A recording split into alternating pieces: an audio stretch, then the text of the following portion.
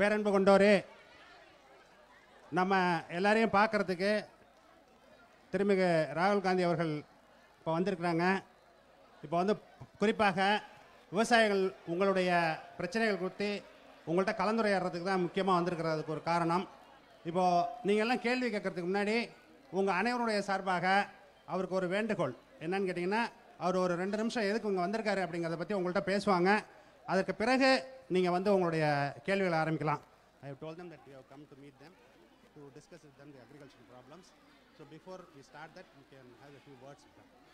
You translate? I will translate? Yeah. I'm very happy today to come and meet all of you. I'm especially happy because I can see a lot of women in the crowd. உங்களெல்லாம் பார்க்கறதுக்கு தான் நான் வந்திருக்கிறேன். உங்களெல்லாம் பார்க்கறதுக்கு ரொம்ப மகிழ்ச்சியாக இருக்குது எனக்கு. அதில் வந்து ரொம்ப குறிப்பாக நான் சொல்லணும் அப்படின்னு சொன்னோம்னாக்கா, மிகப்பெரிய எண்ணிக்கையில் பெண்கள் வந்திருக்கிறீங்க. அதுதான் எனக்கு ரொம்ப அதை விட மகிழ்ச்சியாக இருக்கிறதுக்கு ரொம்ப ஒரு முக்கியமான காரணம். Today, being a farmer in India is a very challenging task. இப்போ இருக்கிற காலம் இருக்குல்ல, இந்தியாவில் இப்போ இருக்கக்கூடிய காலம், மோடி ஆட்சி செய்யக்கூடிய இந்த காலத்தில் என்ன நடக்குது அப்படின்னு பார்த்தீங்கன்னாக்கா, ஒரு விவசாய வாழ்க்கையை நடத்துறது அப்படிங்கிறது சாமானியம் இல்லைங்கிற மாதிரி அவர் ஆக்கிக்கிட்டு இருக்கார் அவருடைய கொள்கைகள்னால. It has always been a difficult task, but now under the current government, it has become almost impossible. ஏற்கனவே நமக்கு நல்லா தெரியும் எப்படின்னு கேட்டிங்கன்னா, ஒன்று காஞ்சி கிடக்கும் இல்லாட்டி பேஞ்சு கிடக்குங்கிற மாதிரி விவசாயம் பண்ணுறது அப்படிங்கிறது வந்து வயிற்றில் நெருப்பு கட்டிகிட்டு இருக்கிற பொழப்பு தான். ஆனால் இவர் வந்து என்னன்னு கேட்டிங்கன்னா, இயற்கை பண்ணுறது மட்டும் இல்லாமல் இப்போ புதுசாக இவங்க வந்திருக்கிற ஆட்சி இருக்க, இவருடைய தலைமையில் இருக்கக்கூடிய ஆட்சி, அது வந்து இன்னும் பல அந்த வாழ்க்கையை வந்து இன்னும் கொடூரமாக்கிக்கிட்டு இருக்கு. Because the current government in New Delhi is trying to destroy the foundation of the agricultural system. இப்போ குறிப்பாக டெல்லி ஆட்சி செய்து கொண்டிருக்கிற அந்த அரசு இருக்க, அது என்ன பண்ணிட்டு இருக்குன்னு பார்த்தோம் அப்படின்னு சொன்னோம்னாக்க, உங்களுடைய அடிப்படை இருக்குல்ல, உங்களோட வாழ்வாதாரத்தின் அடிப்படை, விவசாயத்தினுடைய அடிப்படை, அதையே தகர்க்கிறது. அதற்குண்டான என்ன கொள்கை முடிவுகள் எடுக்கணுமோ அதெல்லாம் அவங்க தொடர்ந்து எடுத்துக்கிட்டு இருக்காங்க. So today I have come here, of course, to listen to you, to understand the difficulties that you face, and also to tell you a little bit about what is going on at the national level with regards to farmers, markets, and the agricultural system. இப்போ இன்னைக்கு வந்திருக்கிறதுக்கு ரொம்ப 2 காரணம் இருக்குது. ஒரு காரணம் வந்து என்ன அப்படின்னு கேட்டிங்கன்னா, உங்கள்கிட்டேருந்து தெரிஞ்சுக்கணும். நான் என்ன தெரிஞ்சுக்கணும், விவசாயம் பண்ணும்போது என்னென்ன பிரச்சனை இருக்குங்கிறத உங்கள்கிட்டேருந்து தெரிஞ்சுக்கணும். அது முதல் காரணம். அது தெரிஞ்சுக்கிட்டதுக்கு பிறகு டெல்லியில் வந்து என்ன நடக்குதுங்கிறது நீங்கள்லாம் பார்த்துட்டு இருப்பீங்க, டெலிவிஷனில் பார்ப்பீங்க, பத்திரிகைலாம் படிப்பீங்க. ஆனால் அங்கே நடக்கக்கூடிய விஷயங்கள் என்னங்கிறதையும் நான் பார்த்ததுலேருந்து உங்களுக்கு அதெல்லாத்தையும் உங்கள்கிட்ட பகிர்ந்துக்கணும், அங்கே என்ன நடக்குங்கிறத உங்களுக்கு எடுத்து சொல்லணும். அப்படிங்கிறது அந்த 2க்காக தான் நான் இப்போ உங்களை பார்க்கறதுக்கு வந்திருக்கிறேன். So now I would like my brothers and sisters to take the floor. அது இப்போ வந்து இனிமேல் நீங்கள் வந்து கேள்விகளை ஆரம்பிங்க. நீங்கள் கேள்விகளை கேட்டோம்னாக்கா நம்ம வந்து கேள்வி பதில் வழியாக ஒருத்தர் நம்ம அதை புரிஞ்சுக்கலாம். யார் கேள்வி கேட்குறீங்கிறத கை தூக்குங்க. அதற்கு பிறகு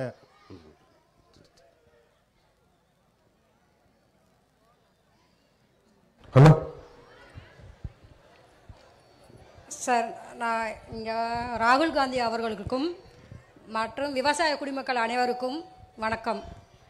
ஏன்னு கேட்டிங்கன்னா, இப்போ வந்து விவசாயிகள் வந்து ரொம்ப வந்து தாழ்மை இது அடைஞ்சிருக்கு. ஏன்னு கேட்டிங்கன்னா, இப்போ வந்து நெல் எடுத்துக்கிட்டா கூட அது வந்து பல விதைகள்லாம் தராங்க. நார்மலாக இருக்க விதைகளை விட நான் இப்போ புதுசாக வர விதைகள்லாம் நம்ம பயிர் பண்ணோம்னா அது வந்து ரொம்ப நலிவடைஞ்சு போயிருக்கு. ஒன்று. 2வது வந்து நம்ம வந்து இப்போ மாடு வளர்த்து எல்லாமே இது பண்ணுறாங்க. இப்போ ஒரு பால் சொசைட்டியில் பால் ஊற்றுறாங்க. அப்படிங்கிறப்ப அதுக்கு தகுந்த மாதிரி நமக்கு வந்து வருமானம் இல்லை. ஏன்னா ரொம்ப கம்மியாக நமக்கு அமௌண்ட் வருது. 25 ரூபாயிலேருந்து ஒரு 30 ரூபாய்க்குள்ளே தான் நமக்கு 1 லிட்டருக்கு அமௌண்ட் கிடைக்கிது. ஆனால் வந்து இப்போ வந்து லேடிஸ்லாம் வந்து ரொம்ப வந்து கஷ்டப்படுறாங்க. ஒரு மாடு வளர்க்கணுனாவே ரொம்ப கஷ்டப்பட்டு தான் வந்து அந்த மாட்டை வளர்க்குறாங்க. அதுக்கு தகுந்த மாதிரி எங்களுக்கு வந்து எந்த ஒரு இதுவுமே கிடையாது. அப்புறம் வந்து பார்த்திங்கன்னா, இப்போ கிஷான் கார்டுன்னு சொல்லி நமக்கு இது பண்ணுறாங்க. அதுலேயும் வந்து நமக்கு ஒரு முறையாக வந்து நமக்கு என்ன கிடைக்கல. லேடிஸுக்குங்கிறதுக்கு ஒரு அங்கீகாரமே இல்லாமல், ஆனால் எல்லாருமே வந்து மேக்சிமம் வந்து லேடிஸ் வந்து ரொம்ப கஷ்டப்பட்டு தான் வந்து ஒரு இதே விவசாயம் பார்க்குறதோ இல்லை கூலி வேலை பார்க்குறதோ எதாக இருந்தாலும் அவங்க வந்து ரொம்ப கஷ்டப்பட்டு தான் இதுக்கு வராங்க. ஆனால் வந்து ஒரு அங்கீகாரமே இல்லாமல் வந்து இருந்துகிட்ருக்கோம். அது வந்து எங்களுக்கு வந்து ரொம்ப ஹெல்ப்பாக இருந்தாலும் நல்லாயிருக்கும். So she is talking about 4 things. One is the quality of seed that is being supplied is a very poor quality. That is one. Secondly, when they raise the milk cattle and they are not getting the remunerative price for the milk. Thirdly, whatever the labor that they put in, they are not being recognized. Fourthly, the Kisan Card scheme which they are propagating as if it is a big great success hasn't helped them in any way. Fifthly, she says that now they are completely disempowered despite the fact that they are putting in so much of labor. So these are the 5 issues that she is raising. No, she is talking about statement about the present conditions that they are facing. Thank you. Nandri. Nandri. Women farmers are not recognized.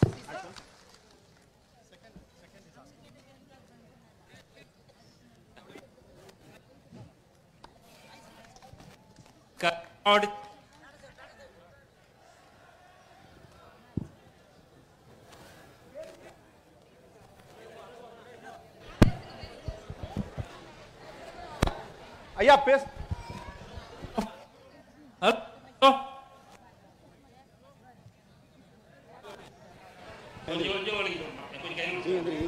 Hello, ராகுல் காந்திக்கும் இங்கே வந்திருக்க அனைத்து விவசாயத்துக்கும் நான் நன்றி தெரிவிச்சுக்கிறேன்.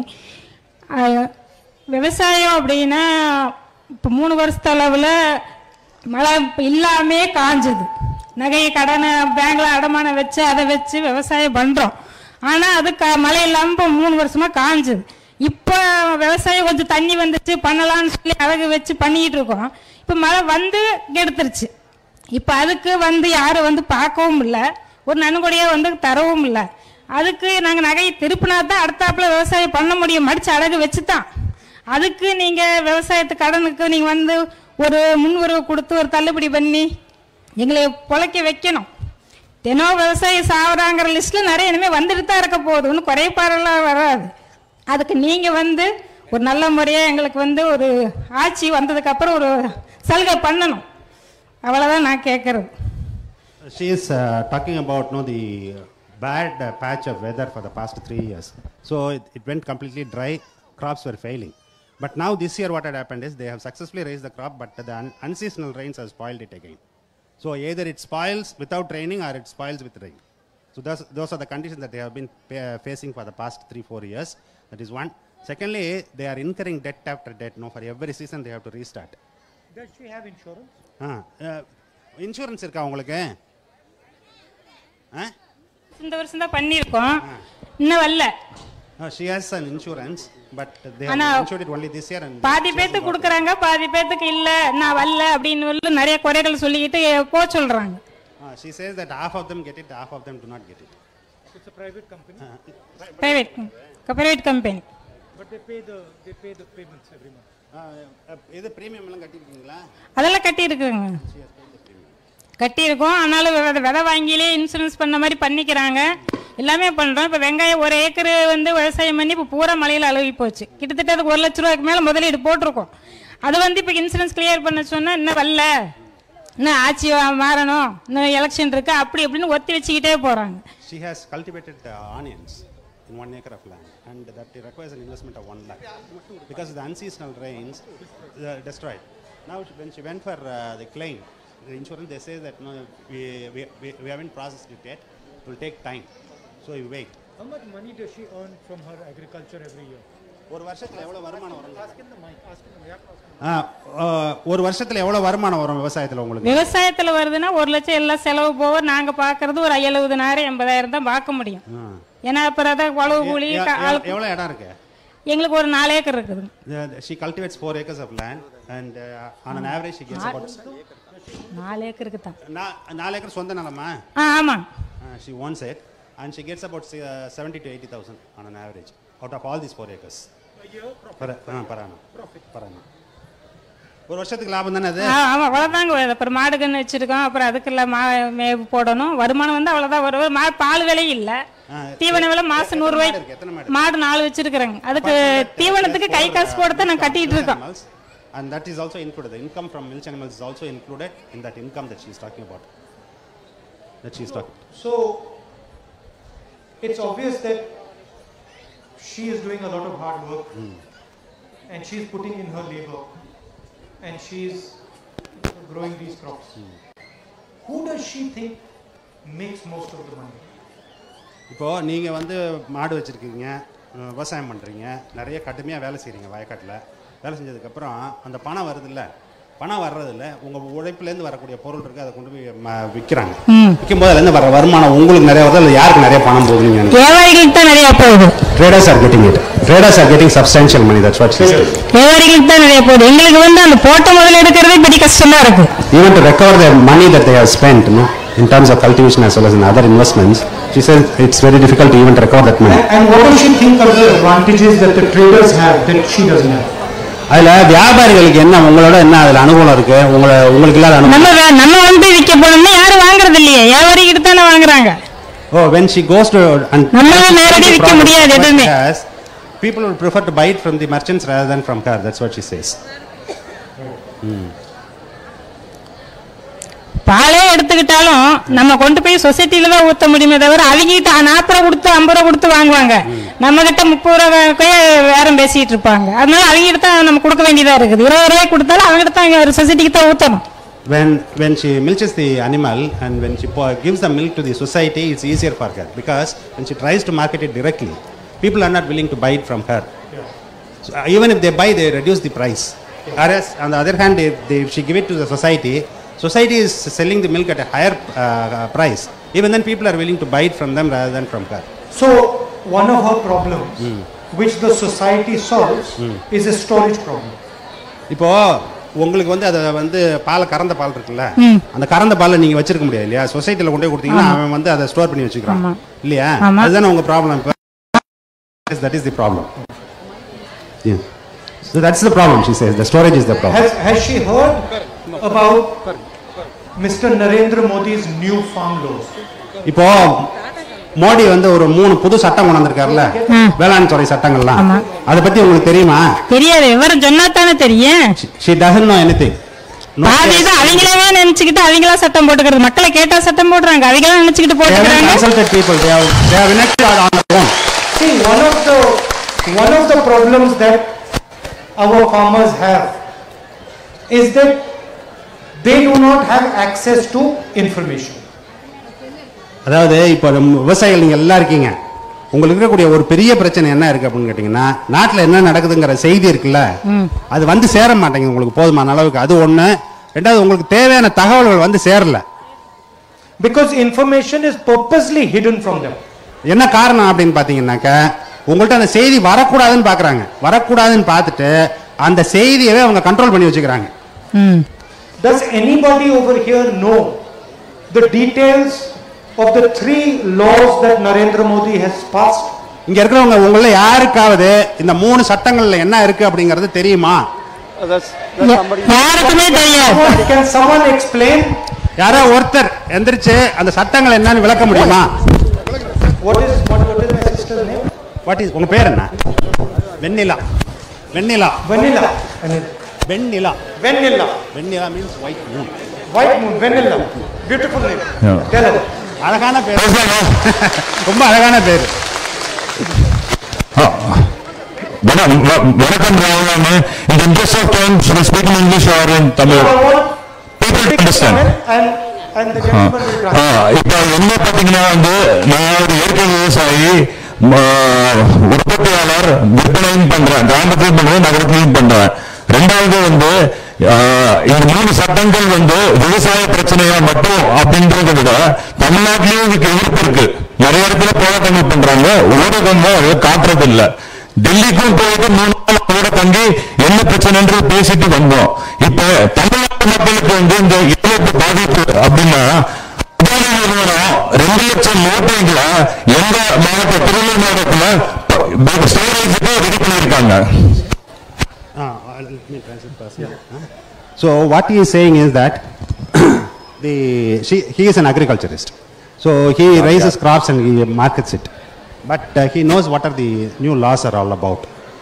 Unfortunately, what is happening is now the businessmen like Adani, they are the ones who are controlling. But what are the exact problems that he has with the law? அந்த மூணு சட்டத்திலே உங்களுக்கு என்ன அதாவது எசென்ஷியல் கமாடிட்டிஸ் வந்து அரிசி பருப்பு எல்லாத்தையும் எடுத்துட்டாங்க, பால் உட்பட அத்தியாவசிய பொருட்கள் இல்லை அப்படின்னா தனியார் வந்து எவ்வளவு பணவசதி இருக்கோ அந்த அளவுக்கு வாங்கி பதுக்கலாம். அது எல்லாமே ஒரு விவசாயம் பண்ணிட்டு வியாபாரம் பண்றவங்க சின்ன வியாபாரம் பண்ண முடியாது. Now, whatever important items that were under the coverage of the Essential Commodities Acts have all been removed. Yeah. That is one. That is because of that what happens is like for a person, small person like him, he cannot trade in that commodity. Exactly. When the big guys like Adanis come and compete, he cannot compete. இப்ப நாங்க வியாபாரம் பண்றோம்னா எங்க வந்து மக்களுக்கு பாருங்க, அவங்க வேலை செய்வாங்க, ஒரு குடும்பங்கள் இருக்கும். அதாவது ஊருக்குள்ள ஒரு நாள் வந்து வாழ்றோம், எங்களுக்கு ஒரு பிரச்சனை அங்க வருவாங்க. ஆனா கார்பரேட் நிறுவனம்னா ட்ரேடு அப்படின்றது ஒரு அக்ரிமெண்ட். அதுல வந்து கான்ட்ராக்ட் ஃபார்மிங்ல என்ன சொல்றாங்கன்னா கோர்ட்டுக்கு போக முடியாது. அதாவது சப் கலெக்டர் போல ஒரு 4 லெவல் வச்சிருக்காங்க.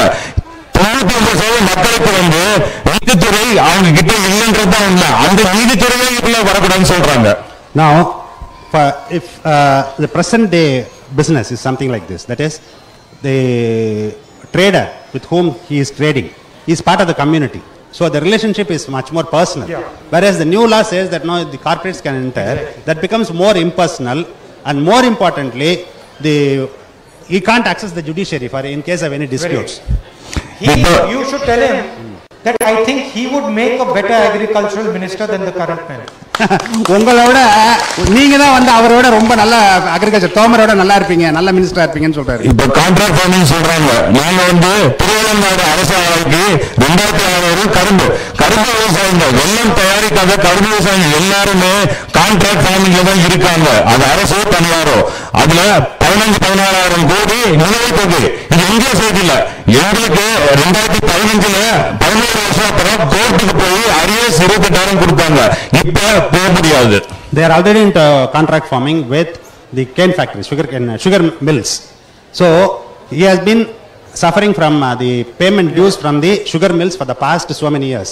At one point they had no other go except go to the court and got an order from the court, and through that he got a sanction of 28,000 rupees, and that has become a perennial problem. Just to repeat what he has said, there are 3 elements of the new farm law. First element, destruction of the mandi system. Second element, allowing the biggest businesses in the country to store as much agricultural produce as they want. And third part of the law, not to allow farmers to use courts to protect themselves. அதாவது இந்த 3 சட்டங்கள் நிறைவேற்றப்பட்டிருக்குல்ல, அந்த 3 சட்டத்தில் 3 முக்கியமான விஷயங்கள் நம்ம ஞாபகம் வச்சுக்க வேண்டியது, தெரிஞ்சுக்க வேண்டியது என்ன அப்படின்னு கேட்டிங்கன்னா, முதல்ல ஒரு விஷயம் என்ன செய்யுது அப்படின்னாக்கா, அந்த மண்டிங்கிற ஒரு அமைப்பு இருக்குல்ல, அந்த மண்டிங்கிற அமைப்பை இல்லாமல் ஒழிக்கிறது. அது ஒன்று. ரெண்டாவது சட்டம் என்ன சொல்லுது அப்படின்னு கேட்டிங்கன்னாக்கா, நீங்கள் கான்ட்ராக்டை போட்டுக்கிட்டு அவனுக்காக ஒரு பொருளை விளைவிக்கிறீங்கன்னு வச்சுங்க. ஒரு கம்பெனி வருது, அந்த கம்பெனிகிட்ட வந்து இப்போ நீங்கள் மஞ்சள் விவசாயம் பண்ணுறீங்க, இல்லாட்டி இந்த தென்னை விவசாயம் பண்ணுறீங்க, அவன் வந்து உங்கள்கிட்ட ஒரு அக்ரிமெண்ட் போடுறான். என்ன எங்களுக்கு இந்த குவாலிட்டியில் வேணும், இந்த அளவில் வேணும் அப்படின்னு சொல்லிட்டு, இந்த கலரில் வேணும் அப்படின்லாம் சொல்லி எழுதியிருப்பான் அதில், இந்த ஒப்பந்தத்தில். அதுபடி நீங்கள் கொடுக்கலன்னு சொல்லி நாளைக்கு அந்த பணத்தை உங்களுக்கு கொடுக்க மாட்டேன்னு சொன்னாலோ அல்லது பணத்தை குறைச்சி கொடுத்தாலோ நீங்கள் என்ன செய்ய முடியாதுனாக்கா கோர்ட்டுக்கு போக முடியாது. இப்போ நீங்கள் ஒரு ஒப்பந்தம் போடுறீங்கன்னு வச்சிங்கன்னா விற்கிறதுக்கு வாங்குறதுக்கு ஒரு ஒப்பந்தம் போடுறீங்க. நாளைக்கு அது பிரச்சனை ஆகுதுன்னா என்ன செய்வீங்க? ஒன்று ஊரில் பஞ்சாயத்து கூட்டி ஆட்களை வச்சு பேசுவோம், அதுலேயும் முடியலன்னு என்ன செய்வோம்? போடா கோர்ட்டுக்கு போய் பார்த்துக்கிறோம், கோர்ட்டுக்கு போவோம் இல்லையா? இப்போ அது மாதிரி கம்பெனிக்காரனோட நீங்கள் கோர்ட்டுக்கெலாம் போக முடியாது. அதுதான் முக்கியமான விஷயம். இப்போ அந்த வந்திருக்கிற சட்டத்தில் இருக்கக்கூடிய மிகப்பெரிய ஓட்டை அதுதான். இப்போ அதான் இப்போ ஐயா என்ன சொல்கிறாங்க அப்படின்னு கேட்டிங்கன்னாக்கா, இது நீங்கள் நல்லா தெளிவாக தெரிஞ்சுக்கணும். ஒன்று மண்டியை ஒழிக்கிறது, இன்னொன்று நீங்கள் கோர்ட்டுக்கு போகாமல் ஒப்பந்த விவசாயத்துக்கு போகிற மாதிரி பண்ணுறது. மூணாவது வந்து என்ன அப்படின்னு கேட்டிங்கன்னா, இப்போ இருக்கிற சட்டப்படி பெரிய நிறுவனங்கள்லாம் இருக்குது பார்த்தீங்களா, அதெல்லாம் என்ன செய்ய முடியாது அப்படின்னு கேட்டிங்கன்னா, உங்கள்கிட்ட ஜாமானெல்லாம் வாங்கி அவன் பாட்டில் அடுக்கி வச்சுக்க முடியாது. ஏன் அப்படின்னு கேட்டிங்கன்னா, அத்தியாவசிய பொருட்கள்னு இருக்குது. அப்போ அதனால தான் பஞ்சம் வராமல் இருக்கும் உங்களுக்கு. இல்லாட்டி என்ன செய்வான் அப்படின்னா, லாபம் பார்க்கறதுக்காக என்ன செய்வான், அவன்கிட்ட பணம் இருக்குங்கிறதுக்காக வாங்கி அடுக்கி வச்சுக்குவான், விலையாறணும்னா கொடுப்பான். இப்போ என்ன மோடி என்ன பண்ணியிருக்காரு அப்படின்னு கேட்டிங்கன்னாக்கா, சட்டத்தை திருத்தி யார் வேணாலும் எம்பிட்டு பணம் இருக்கனால வாங்கி எவ்வளோ வேணாலும் அடுக்கி வச்சுக்கோங்கிறான். சரியா? அந்த 3 நீங்க தெரிஞ்சுக்கணும். அதுதான் இப்ப ஐயா சொல்றாங்க உங்கள்ட்ட நீங்க முக்கியமா தெரிஞ்சுக்க வேண்டிய விஷயம். What Mr. Narendra Modi wants is that instead of going to the mandi, instead of negotiating with a small trader, where if you have a problem you can go to the court, the Indian farmer is forced to negotiate with huge massive companies, and then if something goes wrong, the Indian farmer should not have access to the courts. இப்போ அந்த புது சட்டம் போட்டிருக்கிறது இருக்குல்ல, அந்த புது சட்டத்தில் என்ன ஒரு முக்கியமான பகுதி இருக்கு அப்படின்னு கேட்டிங்கன்னாக்கா, இப்போ இப்போ ஐயா அங்கே ஒரு ஐயா சொன்னாங்க, என்ன சொன்னாங்க, கரும்பு விவசாயம் பண்ணுறவங்களாம் ஒப்பந்தம் பண்ணுறோம். இப்போ எந்த பொருள் வேணாலும் ஒப்பந்தம் போடலாம்னு சொல்லிட்டாங்க. எந்த பொருள், அது மஞ்சளாக இருக்கலாம், தேங்காயாக இருக்கலாம், நெல்லாக இருக்கலாம், எந்த கம்பெனி வேணாலும் உங்களோட எந்த ஒப்பந்தம் வேணாலும் போட்டுக்கலாம். போட்டுக்கிட்டாக்கா அவன் எப்படின்னு கேட்டிங்கனாக்கா, இப்போ உங்களுக்கு ஏதாவது ஒரு கம்ப்ளைண்ட் வருது, ஏதாவது இப்போ ஒரு ஃபோனில் ஒரு கம்ப்ளைண்ட் வருதுன்னா என்ன சொல்கிறான், ஒரு நம்பரை கொடுத்து அங்கே ஃபோன் பண்ணுங்கிறான் இல்லையா? 9 அழுத்தவும் 1 அழுத்தவும் 2 அழுத்தவும் நீங்கள் அழுத்திக்கிட்டே இருக்க வேண்டியது தான். என்னைக்கா அவனை போய் பார்க்க முடிஞ்சிருக்கா உங்களால்? இப்போ இந்த அம்மா சொல்கிறாங்க, என்ன அது இன்சூரன்ஸ் கம்பெனி, அவனோட போய் மண்டை போய் மோதி உங்களால் எதாவது பண்ண முடியுமா? இப்போ என்ன சொல்கிறான் அப்படின்னு கேட்டிங்கன்னா, அவன் அதெல்லாம் பண்ணிக்கலாம், நீங்கள் கோர்ட்டு கூட போக முடியாது. கோர்ட்டுக்கு போகிறது நல்லதா கெட்டதாங்கிறது அடுத்த கேள்வி. அப்புறம் வக்கீல்கிட்ட கொண்டு போய் பணம் கொடுத்து ஏதாவது நடக்குன்னு வச்சுங்க. ஆனால் இப்போ சட்டப்படி நீங்கள் அதுவே போக முடியாது. அந்த மாதிரி ஒரு புது சட்டத்தை போட்டிருக்கிறாங்க. அந்த மாதிரி ஒரு சட்டம் போட்டதுக்கு பிறகு உங்கள் கதி என்ன ஆகும் அப்படின்னு கேட்டிங்கன்னா, முழுக்க முழுக்க அவன் என்ன சொல்கிறானோ அதுதான் கேட்கணும். அப்போ அது மட்டும் இல்லை, நீங்கள் ஒரு பட்டா வாங்கிறதுக்கு, ஒரு சிட்டா வாங்கிறதுக்கு நீங்கள் என்ன விஓ ஆஃபீஸ்க்கு எத்தனை தடவை அலைய வேண்டியதாக இருக்குது? இப்போ விஓவெல்லாம் கிடையாது. இப்போ ஏதாவது பிரச்சனைன்னு வச்சுங்க, ஆர்டிஓ தான் தீர்த்து வைப்பார். ஆர்டிஓட்ட போய் நீங்கள் போய் உங்கள் பிரச்சனையை தீர்த்துட்டு வந்துட முடியுமா? அவ்வளோ சாமானியமா? ஸோ ஆர்டிஓட்ட போய் அந்த பிரச்சனையை தீர்த்துட்டு வர முடியுமா? இந்த சட்டம் அதான் சொல்லுது. என்னன்ட்டு ஆர்டிஓ ஆஃபீஸுக்கு போனால் நிற்கிறான், ஏற்கனவே 500 பேர் தினங்காலையில் மனு கொடுக்கறதுக்கு. அவன் எத்தனை மனு வாங்கி என்ன தீர்வு சொல்லுவான்? இப்போ அப்படி ஆகிட்டு இருக்கு. He should be precise and say what I'm saying precisely. Yeah. So the result is going to be that millions of people who are employed by this agricultural system, farmers, laborers, loaders, small traders, all these people are going to be unemployed. இப்போ நீங்க விவசாயம் பண்றீங்க, உங்க பொருள் சந்தைக்கு போகுது இல்லையா, அதை சுற்றி நிறைய பேர் வேலையில் இருக்காங்க இல்லையா? மூட்டை ஏற்றுறவன், மூட்டை இறக்குறவன், அப்புறம் சிறு வியாபாரி இருக்கான், கமிஷன் ஏஜென்ட் இருப்பான். இப்போ அவன் அவ்வளவு பேருக்கும் வேலை இல்லாமல் போகுது. இந்த புது சட்டம் வேலை செய்ய வந்ததுன்னா, அமல்படுத்தப்பட்டால் 50 பேருக்கு வேலை இருக்காது. And when the farmers are protesting, farmers outside Delhi, from Punjab, from Haryana, from Rajasthan, when they're protesting, the Prime Minister is calling them terrorists. இப்போ பஞ்சாப்லேருந்து, ஹரியானாலேருந்து, உத்தரப்பிரதேசத்துலேருந்துலாம் இருக்கக்கூடிய விவசாயிகள்லாம் டெல்லியில் போராட்டம் பண்ணிட்டு இருக்காங்க. நீங்கள் பார்த்துக்கிட்டே இருக்கீங்க இல்லையா? அவ்வளோ பேரும் பண்ணிட்டு இருக்கும்போது நம்ம தலைமை அமைச்சர் அதை பற்றி கண்டுக்கிறதே கிடையாது, அதை பற்றி பேசுறதும் கிடையாது. So we are stopping these laws and we are protecting your interest. We are stopping these laws and we are not allowing him to pass these laws because we think they are criminal laws against the farmers of India.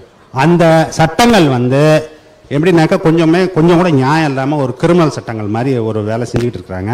அதை தடுத்து நிறுத்தணும். அதுக்கு தான் இந்த ப்ரொட்டஸ்ட்லாம் நடந்துகிட்டு இருக்கு. I have 2 more points. Can you speak? Yeah, but we need to let others also speak. So please conclude. Short. So இது என்ன பிரச்சனை பாத்தீங்கன்னா அமெரிக்கால ஃபேக்டரி ஃபார்ம் 1% தான் விவசாயிங்க. எல்லாமே பெரிய நிறுவனங்கள் உற்பத்தி, அதை ப்ராசஸ் பண்றது, விற்கிறது. அங்க உடல் நலக்கேடு ரொம்ப அதிகம். மிஷேல் ஒபாமாவே என்ன பண்ணாங்கன்னா நியூட்ரிஷன் வேணும்னு நிறைய ப்ரோக்ராம் பண்ணாங்க. இங்க பல கோடி பேர் உற்பத்தியாளராக இருக்காங்க, கிராமத்துல விற்கிறாங்க, நகரத்துக்கு விற்கிறாங்க. அவங்க எல்லாரோட பொருளாதாரத்தையும் பிடுங்கி நுகர்வோர்னு சொல்றது விவசாயியும் நுகர்வோர் தான். அவங்களோட ஒரு ஹெல்த், அதாவது சுகாதாரமும் சிக்கலா முடியுது. Now when the food industry is converted into an industrial product, the health hazard will be much larger. That's what US is experiencing. So that's what they are trying to introduce here in India. That's what is. They are trying to replicate a failed model.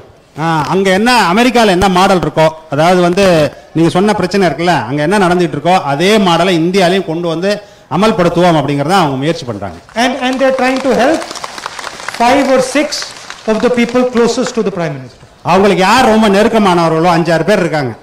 யாரும் பேர்லாம் நான் உங்களுக்கு சொல்ல வேண்டியது, அவங்களாம் யாருன்னு தெரியும் உங்களுக்கு. அவங்களுக்கு உதவுறதுக்காகவே இந்த சட்டங்கள் எல்லாம் இயற்றப்பட்டு கொண்டிருக்கிறது. And they are hurting the interest of millions and millions of Indian farmers. அதாவது கோடிக்கணக்கான இந்திய விவசாயிகள் இருக்காங்கல்ல, அவர்களுடைய வாழ்க்கையை பத்தியோ அவங்களுடைய நலனை பத்தியோ கவலைப்படாமல் இந்த 5 பேர் நலனுக்காக 6 பேர் நலனுக்காக இந்த சட்டங்கள் எல்லாம் இயற்றப்பட்டு கொண்டிருக்கிறது. How many people in this meeting liked demonetization? இந்த கூட்டத்தில் வந்திருக்கீங்க, இவ்வளவு பேர் வந்திருக்கீங்களா, இதுல எத்தனை பேருக்கு வந்து அந்த பணம் செல்லாதுன்னு அறிவிச்சார்ல ஒரு அறிவிப்பு, அந்த அறிவிப்பை இங்க எத்தனை பேர் வரவேற்கிறீங்க? அந்த அறிவிப்பை Did you benefit from demonetization? அதுல இருந்து உங்களுக்கு ஏதாவது பிரயோஜனமான ஏதாவது நடந்ததா? Can one of my sisters tell me the impact of demonetization? அந்த பணம் செல்லாதுன்னு சொன்னதுனால நீங்க எப்படி பாதிக்கப்பட்டீங்கன்னு யாராவது ஒரு சகோதரி சொல்ல முடியுமா?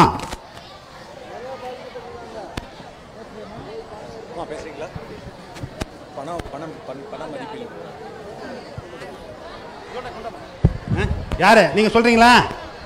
இந்த மைக்க கொடுங்க உங்கள்ட்ட. நீங்க பேசுறீங்களா?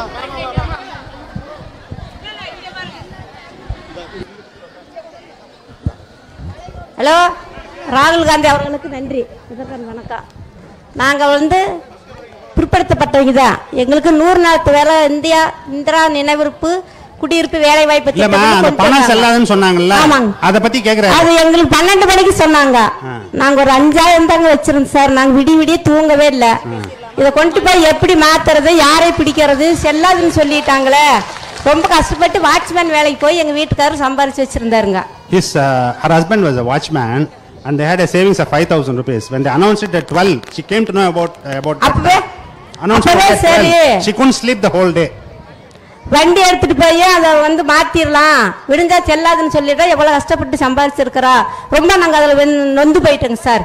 அதனால ரொம்ப நாங்க கஷ்டப்பட்டதுல. எங்களுக்கு அப்படின்னா இன்னும் அதிகமா காசு வச்சிருக்கிறவங்களுக்கு இன்னும் ரொம்ப பாதிச்சிருப்பாங்க. ரொம்ப கஷ்டம். கண்ணு தெரியாத ஒரு அம்மா இப்ப போன மாசம் ஒரு செய்தியில சொன்னாங்க, 1 லட்சம் ரூபாய் என்னமா 500 ரூபாய் நோட்டு 2 பேருமே கண்ணு தெரியாத கையாந்து பத்தி விட்டு சம்பாரிச்சு வச்சிருந்தாங்க.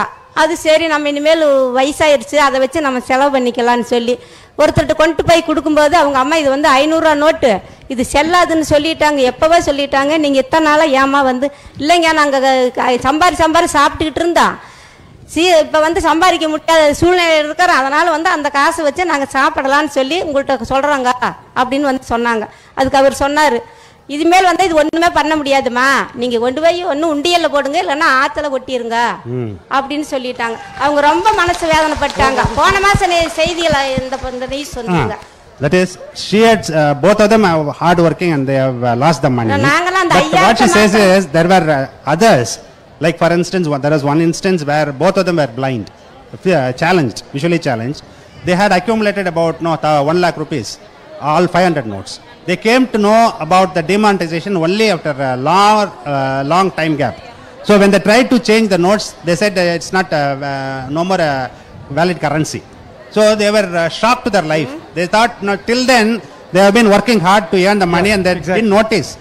Later when they came to know, they were old and they couldn't continue their work and earn their money. So that's she had come to know about that. So the same question I will ask, does anyone over here like the BJP GST?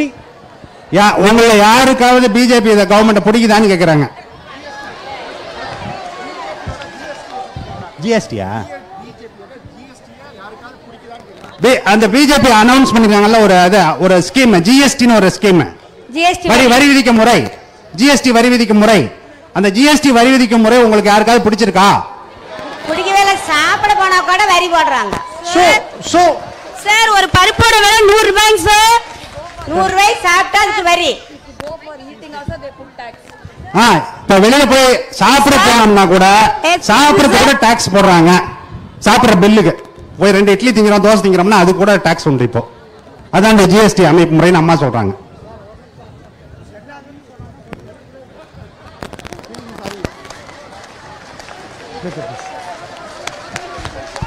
See, you have to understand what this is. This is 500 rupees stolen from my brother by the government of India. இந்த note என்ன அப்படின்னாக்க, இந்த 500 ரூபா note இருக்குல்ல, அந்த 500 ரூபா நோட்டை இவர் பெரியவர்கிட்ட நம்ம அரசாங்கம் திருடிச்சு. அதுதான்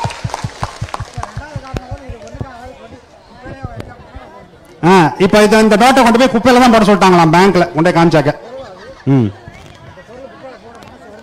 மனசு வருமானு கேட்கிறாரு. இந்த நோட்டை கொண்டு போய் குப்பையில போட மனசு வருமா? Can we throw it in the dust bin this note which has hard earned money? That's what he is asking.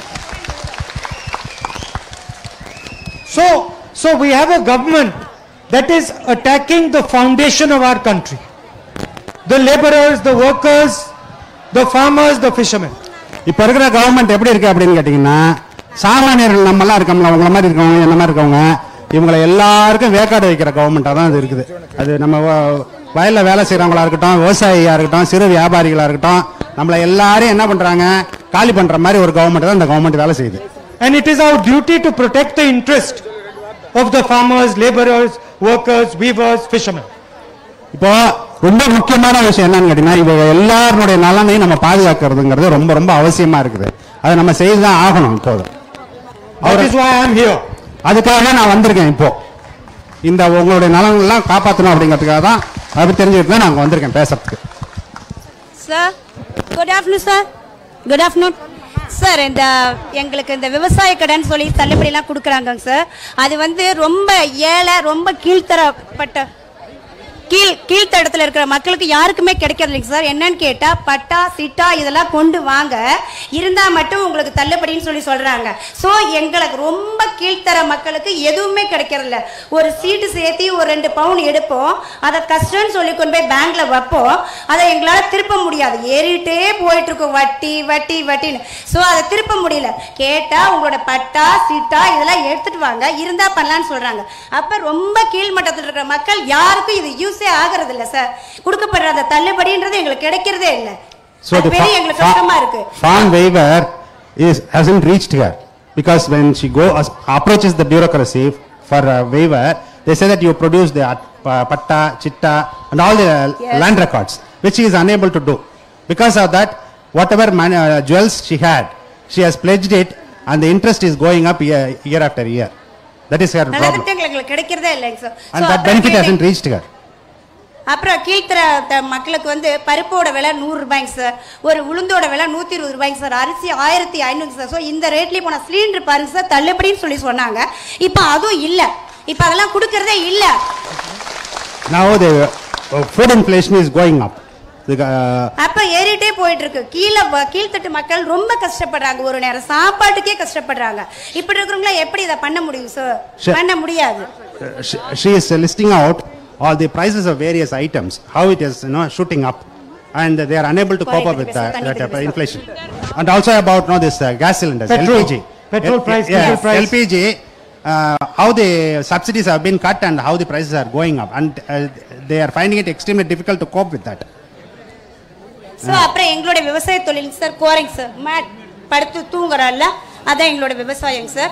எங்களுக்கு வந்து அது ஒரு நிர்ணயமான விலையை கொடுக்கறதே இல்லைங்க சார். பார்த்தா 600 700 750 எங்களுக்கு விவசாயம் அறுப்பு கூலி எல்லாம் போக ஒரு ஏக்கருக்கு ஒரு 4000 ரூபாய் கிடைக்கிறதே ரொம்ப கஷ்டமா இருக்குங்க சார். எங்களுக்கு ரொம்ப என்ன பண்றதுன்னு தெரியாம இருக்குங்க சார் எங்களோட தொழில். அடுத்ததுங்க சார், தண்ணியில வந்து இந்த பேப்பர் மில் தண்ணியை விட்டுட்டே இருக்காங்க சார், அதை நிறுத்துறதே இல்லைங்க சார். இது எங்க குழந்தைங்களாம் குடிச்சா இதோட நிலைமை என்ன ஆகுனே தெரியலைங்க சார். இன்னும் அந்த தண்ணி வந்துட்டே தான் இருக்கு. ஒரு குறிப்பிட்ட ஷெட்யூல்டு இவ்வளவு நாளைக்குள்ள தண்ணி விடணுன்றதுலாம் இல்லைங்க சார், வந்துட்டே இருக்கு. இதை குடிக்கும்போது எங்க குழந்தைங்களோட நிலைமை என்ன ஆகும்னு தெரியல, ரொம்ப பயமா இருக்கு. குடிக்க முடியல, குடிச்சா அப்படியே தண்ணி என்ன சொல்றது ஒரு கச்ச மாதிரி இருக்கு, டேஸ்டே இல்ல. இதை எல்லார்ட்டையும் சொல்லியாச்சு, இதை யாருமே எங்களுக்கு எடுத்து செய்யவே இல்லை இது வரைக்கும். அதை கொஞ்சம் பண்ணி கொடுங்க. One problem is the cultivation that she does is the reeds that out of which the mats are made. So she is unable to cope up with the cost of cultivation. That is one. Second issue is the pollution. Pollution is because of the paper mill that is nearby, that is letting out the water into the system, river systems, and that has polluted even the drinking water. And there is no stopping of that, despite no representations from them on several offices. That hasn't been stopped so far. And she says that no, eventually the next generation will be badly affected because of drinking of the polluted water. But she is very dynamic. நீங்க ரொம்ப ஆக்டிவா இருக்கீங்கங்கறாங்க. Very good, very good. ரொம்ப பிரமாதமா பேசுறீங்கங்கறாரு. அன்பிற்குரிய ராகுல் காந்தி அவர்களுக்கு தமிழக 3 கோடி தமிழக விவசாயிகளின் சார்பில் இங்கே விவசாயத்தை மீட்க தமிழகத்தை காக்க வந்தமைக்கு இங்கிருக்கும் அனைத்து விவசாயிகள் சார்பில் வருக வருக அன்போடு வரவேற்கிறோம். வெல்கமிங். தேங்க்யூ. நன்றி. ஐயா வணக்கம். என் பேர் ஈசன். நான் ஒரு வழக்கறிஞர். சென்னை உயர்நீதிமன்றத்தில் வழக்கறிஞராக தொழில் செய்து வந்தேன். என்னுடைய நிலத்தை மத்திய அரசினுடைய கெயில் நிறுவனம் எரிகாற்று குழாய் கேஸ் பைப்லைன் அமைப்பதற்காக எடுப்பதற்கான முன்மொழிவை செய்தது. நாங்கள் திட்டத்தை எதிர்க்கவில்லை. நாங்கள் கேட்டது ஏற்கனவே இதே போன்ற கேஸ் பைப்லைனை குஜராத்திலே சாலை ஓரமாக 600 கிலோமீட்டர் தூரம் அமைத்திருக்கிறார்கள். அதுபோன்று இங்கும் தமிழ்நாட்டிலும் விவசாய நிலத்திற்கு பாதிப்பில்லாமல் சாலையோரமாக அமையுங்கள் என்று கோரிக்கை வைத்து போராடினோம். இன்று வரை அந்த கெயில் நிறுவனம் அதை ஏற்றுக்கொள்ளாமலே இருக்கிறது. இதனால் தமிழகத்திலே 7 மாவட்ட விவசாயிகள் தொடர்ந்து 6 ஆண்டுகளாக நிம்மதியின்றி தவித்து வருகிறார்கள். So he is a lawyer. He is practicing the High Court. Now his land has been earmarked to lay the pipelines of Gas Authority of India Limited, GAIL. Now what he says is in Gujarat what they have done is they have laid the pipelines on the side, roadsides. Whereas here they are digging through the cultivated land. So that has caused him enormous damages to the existing crops. And they have been fighting over this for the past 6-7 years. And the problem is alive in 7 districts in Tamil Nadu of this laying of gas pipelines. So that is the issue that he is talking about. அடுத்ததாக Bharat petroleum நிறுவனம் இதே போன்று ஒரு oil pipeline எண்ணெய் குழாய் திட்டத்தையும் இதே 7 மாவட்டங்கள் வழியாக தற்போது செயல்படுத்துவதற்கு திட்டமிட்டு செயலாற்றி வருகிறது. இதனால் மீண்டும் மீண்டும் விவசாயிகள் நில உரிமை பறிக்கப்படுவதால் மிகப்பெரிய அச்சத்தில் உள்ளார்கள். So the another oil company is also trying to lay the pipeline in all the 7 districts parallel to the gas pipeline. So that is again destroying the cultivated land. மத்திய அரசின் பவர் கிரிட் நிறுவனம் கொச்சியிலிருந்து ஆப்பிரிக்காவிற்கு கடலுக்கடியில் cable அமைத்து மின்சாரத்தை கொண்டு செல்கிறது. மதுரையிலிருந்து இலங்கைக்கு கடலுக்கடியில் cable அமைத்து மின்சாரத்தை கொண்டு செல்கிறது. ஆனால் எங்களுடைய கிராமங்களில் உயர்மின் கோபுரம் அமைத்து இது போன்ற லட்சக்கணக்கான தென்னை மரங்களை வெட்டி வீழ்த்தி எங்களது நிலங்களின் மதிப்புமிக்க விலையை பறித்து எங்களது வாழ்வை சூறையாடி உள்ளார்கள். This Power Grid Corporation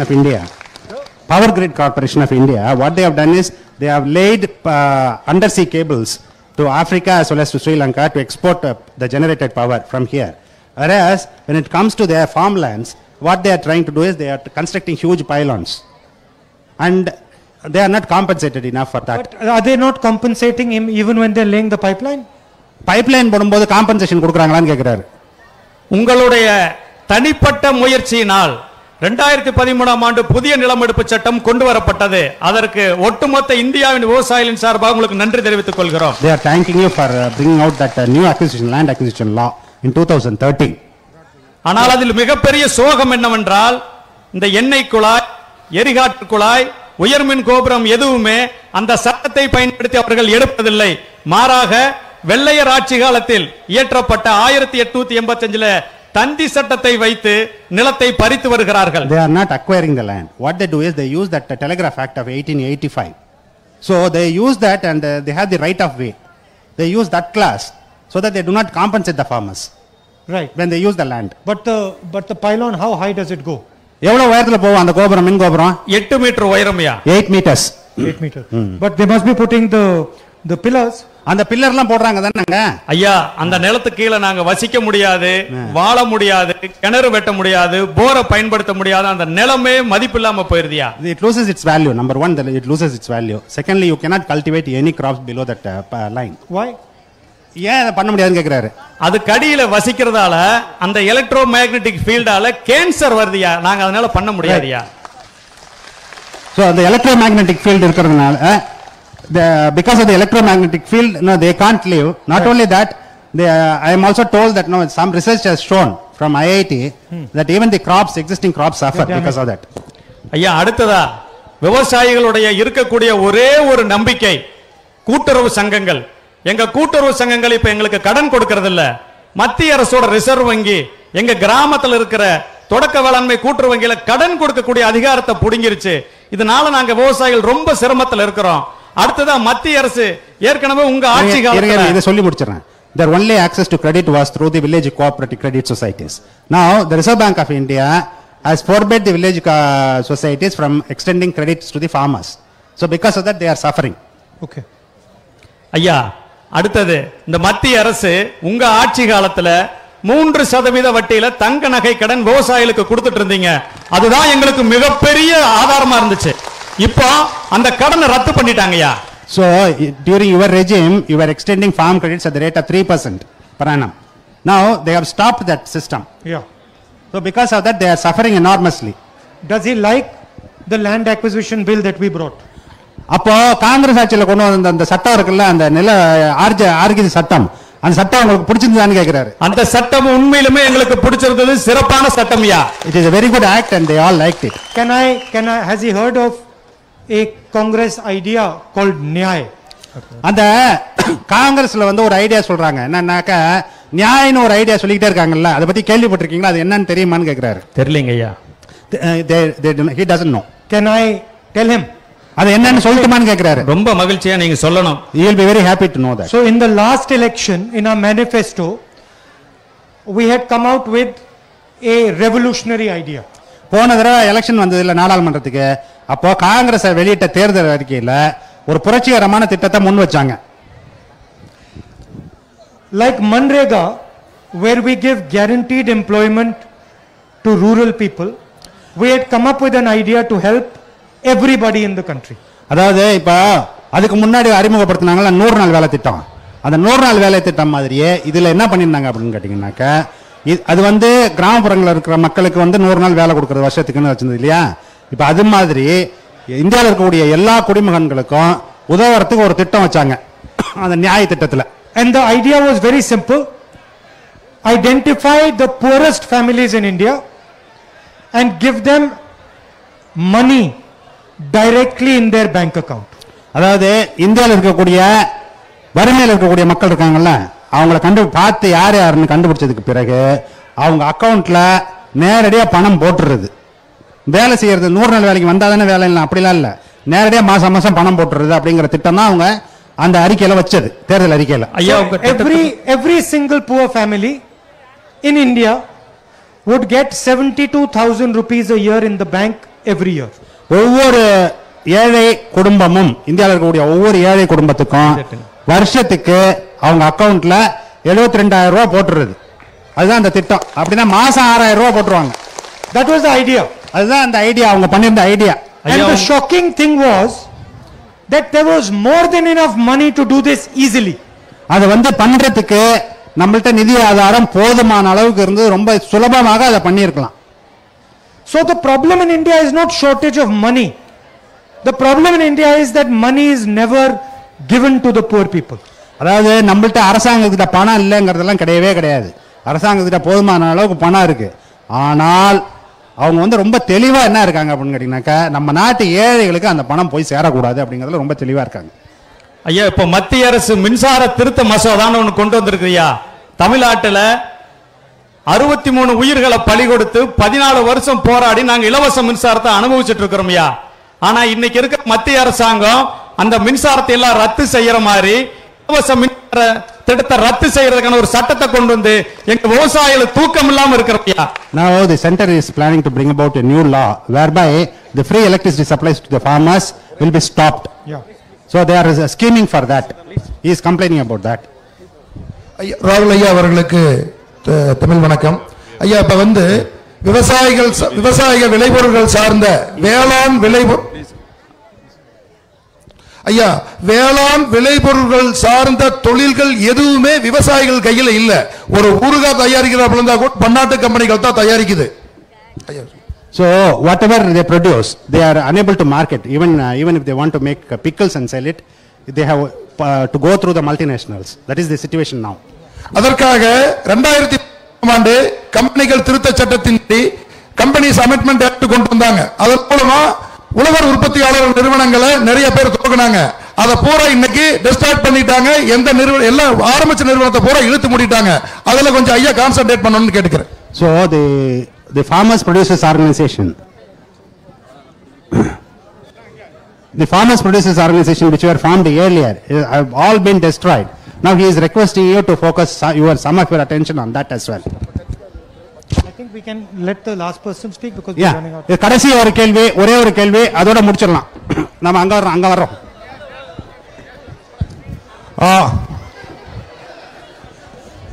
Tamil Nadu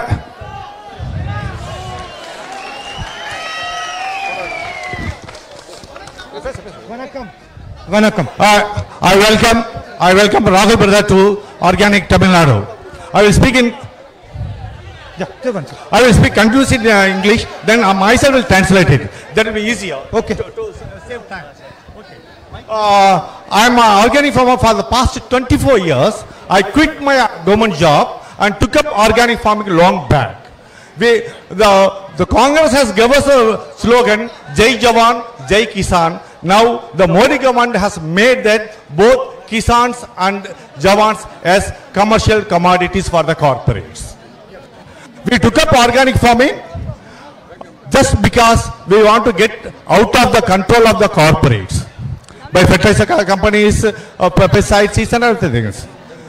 So we are so proud that we are able to save money and live happily. What all do you grow? I grew up paddy, coconut, groundnut, sesame, little bit of mango and cattails. I do sell directly to the consumers after value adding. What the Modi government has did through we are all talking about these 3 acts are doing more damage to farming. But there are much more plots or dots the Modi government has plotted around the farming community. They are the organic farming certificate through the FSSI, fortification, APOs to come under the control of the corporate companies, cooperative under the RBI, data centralization. This is another big thing that is happening all around the country is, and from every block and every panchayat, every farming data has been collected directly by the central government and without the knowledge of the state government, and this being given to the corporate companies. All such things are happening. So we need Congress have to work hard. And I will still say last thing, only one thing, that our farmers have shown to the whole world that our Modi is a naked king. Thank you. I wish to give this. சகோதர சகோதரிகள் அமைதியாக இருந்து கேட்கும்படி கேட்டுக்கொள்ளப்படுகிறோம்.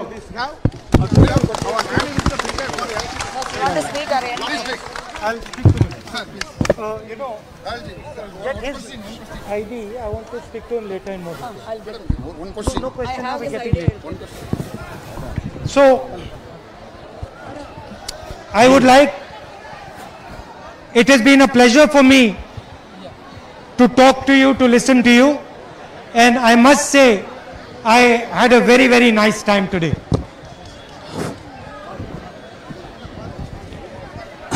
உங்களை எல்லாம் பார்த்ததில் ரொம்ப மகிழ்ச்சி. நீங்கள் வந்து நிறைய என்னோட பேசியிருக்கீங்க, நிறைய விஷயங்களை நாங்கள் தெரிஞ்சுருக்கோம். இந்த நல்ல உணர்வோடு உங்களிடமிருந்து விடைபெறுகிறேன். ஏற்கனவே ரொம்ப கால தாமதம் ஆயிடுச்சு, என்னை மன்னிக்கணும். There is a lot of work that we have to do to protect the interests of the farmers, laborers, workers, poor people, and we are going to work together to make sure that our future, your future is good. நம்ம எல்லாம் தொடர்ந்து நிறைய வேலை செய்ய வேண்டியிருக்குது. விவசாயிகள் நலனை காக்கிறதுக்கு, அப்புறம் தொழிலாளர் நலனை காக்கிறதுக்கு, எல்லாத்துக்கும் நம்ம எல்லாம் தொடர்ந்து ஒன்றிணைந்து வேலை செய்வோம். Thank you very much for coming here. Thank you for your time. நன்றி. உங்க எல்லோருக்கும் ரொம்ப நன்றி. நல்லபடியா இந்த நிகழ்ச்சி நடத்தி கொடுத்து முடித்தோம். ரொம்ப நன்றி.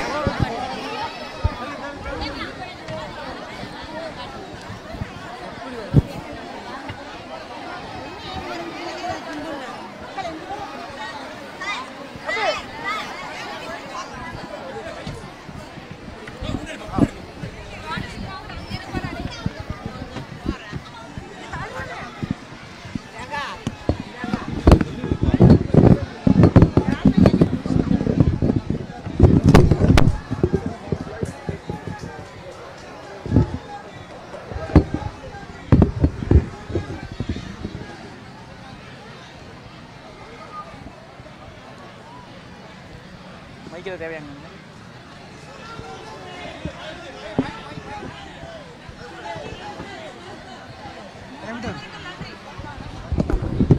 அனைவருக்கும் நன்றி.